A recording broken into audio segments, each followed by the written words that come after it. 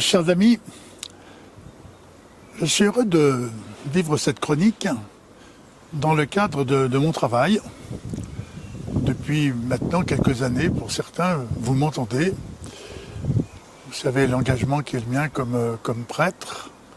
Et ici, cette maison qui est derrière moi a été réalisée en fait par la volonté, la ferme détermination d'une religieuse, d'une Clarisse. Nous sommes sur un couvent de Clarisse. Et dans ce couvent, cette Clarisse et sa communauté a souhaité qu'il y ait des hommes et des femmes qui étaient un peu blessés par la vie. Et cette opération très récente accueille des personnes malentendants et des personnes aussi en difficulté psychologique. Et voici que 20 logements. Et ces personnes ont trouvé en fait une parole. Ils sont capables de s'entendre parce que finalement c'est la dimension du cœur qui a ouvert précisément des relations. Chacun est attentif à l'autre.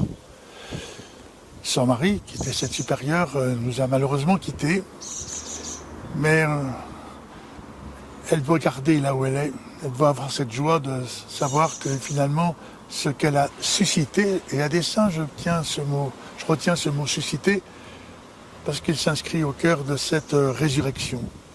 Il s'agit en fait de vivre ici et maintenant. C'est pas simplement un futur, c'est le présent de notre histoire en fait qui s'inscrit au cœur de la foi. Et nous savons combien Jésus dans l'Évangile précisément était toujours en mouvement. Il allait vers qui? Vers ceux-là même qui étaient en difficulté. Notre pape François a ouvert de manière considérable l'Église et a marqué un lien très très fort entre les béatitudes et précisément l'espérance. Il nous a invités à aller aux périphéries. Là, nous ne sommes pas aux périphéries de la ville, il s'en faut, puisque nous sommes dans un quartier résidentiel, mais précisément dans ce quartier, il n'y avait pas de place pour les populations fragilisées.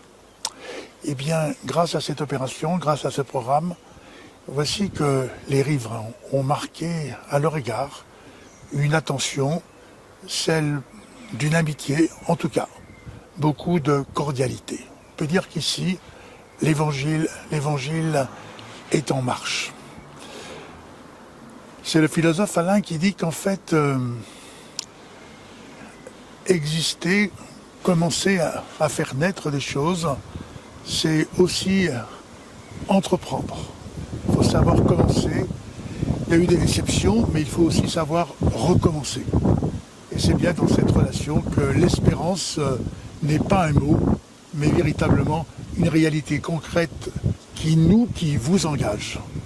Sachez que je sais, pour avoir parfois des lettres de votre part, combien votre prière m'est chère, combien elle m'est précieuse, que chacun d'entre vous qui a accepté de m'entendre, de m'écouter, soit ici vivement remercié.